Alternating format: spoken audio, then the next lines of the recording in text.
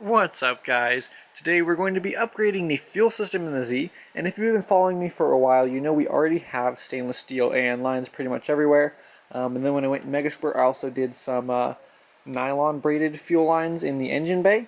We're actually going to be pulling all of that out and throwing it away pretty much because I just keep having the issue where the fittings leak. And I don't know if it's just the lines, if it's the fittings, or what exactly the issue is. But every single time I have to pull the entire line off, I have to fix it and I have to put it back on. And it is just, it's not fun, and it costs a lot of money, even for the cheaper stuff. So today we're going to be replacing it with still a very good economic alternative, but something that is going to last hopefully a lot longer, and is also E85 compatible in the future if we ever wanted to run E85 on our system.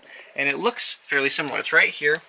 So this is all Evil Energy except for that, which is just a plug for our fuel pressure regulator, which is a K-motor fuel pressure regulator, so it should fit just fine. But these are still the brand Evil Energy, which is what the other fuel lines that I have are. But the difference is that these ones, if you can see inside here, they're PTFE lined. Now the difference between these and the other type is the other type is like a rubber inside, and the like metal braiding on it is kind of like this. It's like built into the rubber basically.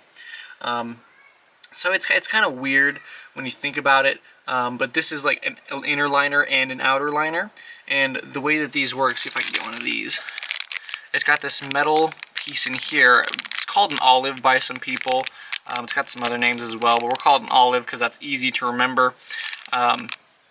This you actually push onto the inner PTFE liner, and then you put the entire rest of this over it, and that means that this fuel line, or just regular line in general, can handle up to, I believe it's 10,000 psi is what it's advertised.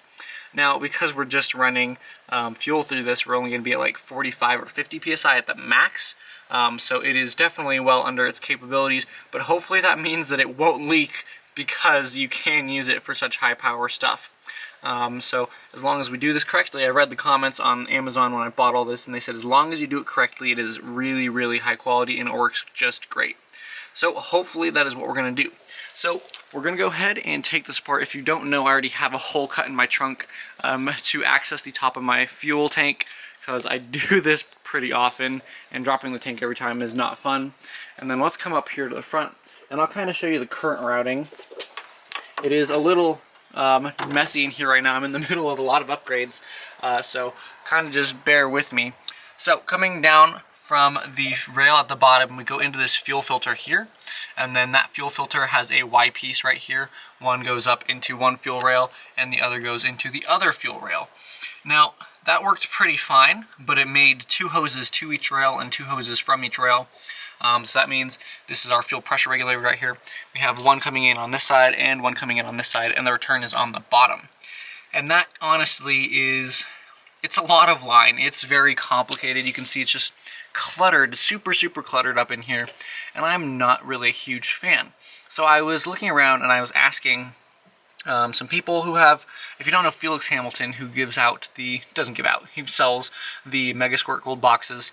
He has a 2JZ powered Z31, and other kind of high turbo powered Z31s, and I asked him, I said, hey, would it be, like, obviously there's going to be a restriction if I flow directly from one fuel rail over to the other and then to the fuel regulator, but is that like actually an issue, and at what horsepower level would that become an issue? I'm shooting for around 500 here. I don't really think I need more than that with the no traction control or anything, but I said, is that going to be an issue for about 500? And he said, honestly, I've seen people running, you know, over 1,000 horsepower with that same style of setup. So as long as our fuel pump is able to support the type of power that we're trying to make, then we should be good. So that is what we're going to do. We're going to go ahead, I'm going to relocate this fuel filter because it's just zip tied in right now. We're going to try to put it down somewhere along the frame rail, and then come up into one of the fuel rails, and then bridge across the front here, go back into the other fuel rail, and then I want to find a new place for the fuel pressure regulator because I don't really love it here, and I do have a fuel pressure sensor, an actual fuel pressure sensor for it, but it's also not in the worst place. There's space right here, so we're going to feel that out as we go. and then it's going to go one port in, we're going to cap off one end, and then out into the tank. So it should simplify the routing a lot, and it should redo all of these lines with brand new 6AN PTFE line, which actually looks a lot smaller, because I think this is like such a thick line because it's made out of a different material. So yeah, this is what the plan is. Whether or not it actually works out easily is going to be interesting and going to be fun to see. So hopefully we can get all this apart and the new stuff in and find a good place for it. So let's go ahead and jump into that and see what we can do. Alright guys, we got all of our old AN lines out, and to be honest, these silver ones, the stainless steel braided, they look a lot longer than I remembered, and then these black ones look a lot shorter. But regardless, they're all out. Let me show you the engine bay now. And it is a little hectic. We're going to do something about this wiring very soon though, so definitely keep updated, keep tabs on the channel, because we're going to be doing some really cool stuff there soon. But you can see now we just have our rails that have end. This one still has a 90 on it because it was hitting that filler neck earlier. So it is looking pretty good. And then, if you guys don't remember, back at the back of the tank, I had these two ANs coming out of the top of my fuel hat. So that's what we're going to go ahead and tap into. We're going to do pretty much the exact same thing that we had before, but just the new routing. So I think we're going to probably come up and then over into this one, and then up around out into that one, and then I still haven't quite figured out where I want to put the fuel pressure regulator. I would love to put it right here again, but I'll have to go grab the sensor and see how long it is, because if it's too long, it's going to hit this valve cover, and that won't be good. Also, I never made a video on it, but I did install flex fuel. So this is my flex fuel sensor. It has whatever the weird GM style to 6AN adapters. This is pretty intuitive. You just plug and play, really. The Mega Squirt has a E85 map, and I don't have an E85 tune yet. So when I do get this tune, I'm going to bring some E85 with me so we can actually tune it and then use this flex fuel sensor to get maximum power at all times, as well as maximum efficiency. So let's see, we're probably going to go ahead and run the feed line up to this one and then figure out where to go from there. So let's go ahead and do that. And real quick, I actually forgot, we do have to put the fuel filter in line there. So I'm going to find a place under the, like kind of next to the frame rail, hopefully we can set it in. But at the same time, I'm going to go ahead and replace this fuel filter specifically. I don't know if you guys can see the O-ring on this. It's getting all cracked up, which is a little upsetting because it's only like 2 years old or something like that, so it really shouldn't have cracked at this point. It wasn't leaking, but it is cracking, and I definitely wouldn't use this. But this is also a 100 micron filter, and I did find out that I should really be running a 30 micron filter before the injectors, so I went ahead and ordered a new filter that can do down to 30 microns, so that's going to be a lot better. So we're going to go ahead and just use this guy to mock it up for now, and then when the new filter gets in, we're going to go ahead and put him in this place, because I believe they're pretty much the same length. And then also I broke the vacuum fitting on my fuel pressure regulator. You can see right there, there's supposed to be a little barbed fitting on there, and it broke off, so I had to order one of those as well. So that one's going to be coming in, that one's going to be coming in. Once they're both in, then we'll actually be able to run and pressurize the fuel system. Technically you don't need that to pressurize it, and we could use this just to check for leaks, but that's besides the point. Let's go ahead and dive back into making these lines. Alright guys, quick update on how the lines are going. I've got one piece in, you can see it goes all the way back. That's the feed from the tank to about right here. I'm going to put the fuel filter right next to where the transmission mounts, so it's going to kind of go next to it. I'll show you guys a little bit better later. It does mean we're going to have to cut off those barbell things from our transmission mount, but I really don't care too much about that. But as for the AN fittings, I'm actually really happy with how these are going. Just the usual standard ones are actually really hard typically to get on and then everything down correctly. And these are actually really nice. They actually fit really well, and I'm super happy with them. I did manage right here, if you can see, I stripped this one, so I guess I either cross-threaded it or something, and I completely stripped off the lower threads. I had to take this guy and cut it on both sides to get it off. So I do need to order one of those now. It's going to set me back. That was like $10 for that one fitting.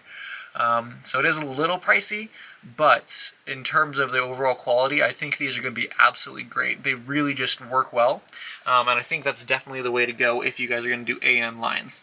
So I'm going to go ahead and do the rest of this as much as I can without that one fitting now. And then we'll see you, check back in later. Alright guys, I'm actually going to go ahead and show you real quick about how to do it. It's super simple, and I'm not an expert in this. I've watched, one or two videos of my own, but I think we should be able to get this, put this over here real quick so it doesn't blow away.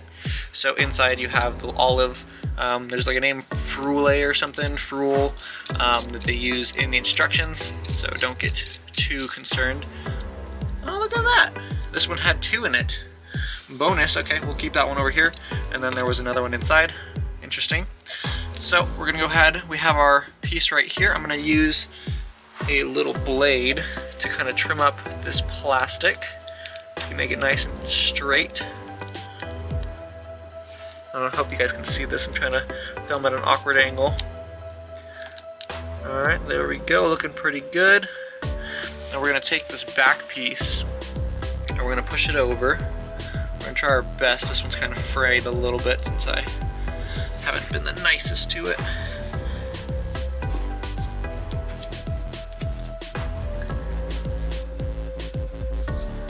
Alright, so you can see we got it up over onto the hose. And now we're gonna go ahead, I'm gonna take the tape off because it actually doesn't fray too much on its own. Go ahead and take that off. And it looks much nicer when it doesn't have blue tape coming out from under everything. Looking good. Alright, now we're going to take called the olive, we're going to place it around. You can use a small flat blade, kind of like this, to kind of grab the fraying and push it away. You don't want to push into the hose and puncture the hose on accident, so make sure you're being very careful to just pull it out. And then once that's done, you can take this, slip it over that, kind of push it down a little bit. Make sure it's all going up and over, looking good. And what I normally do is push it along the ground because it's easiest. Put something down so you're not marring the front of it.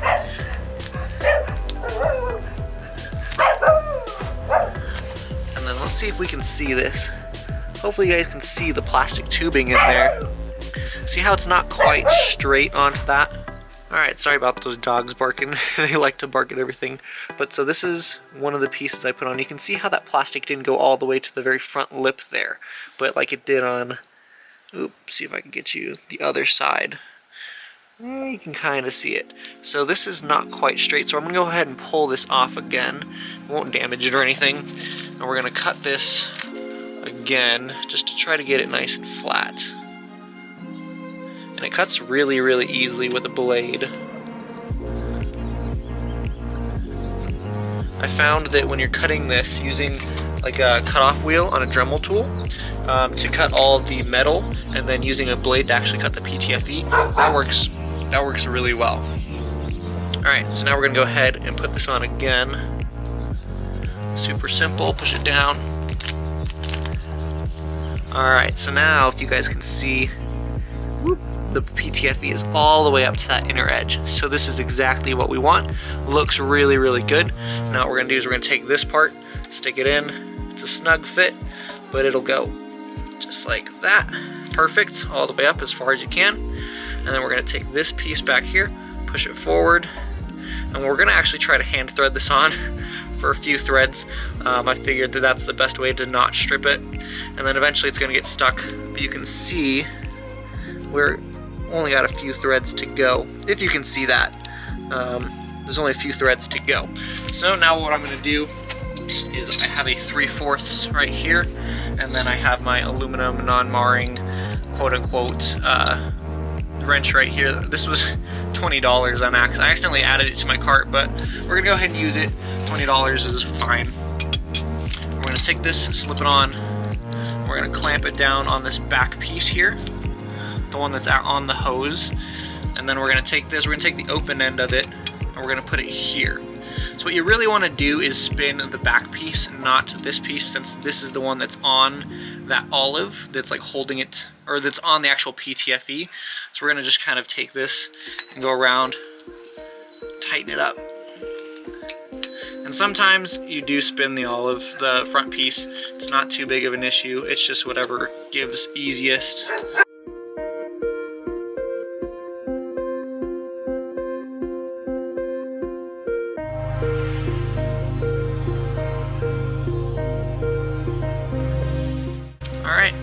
now you can see we're not going to torque it down really hard. Well, maybe you can see. Take this out.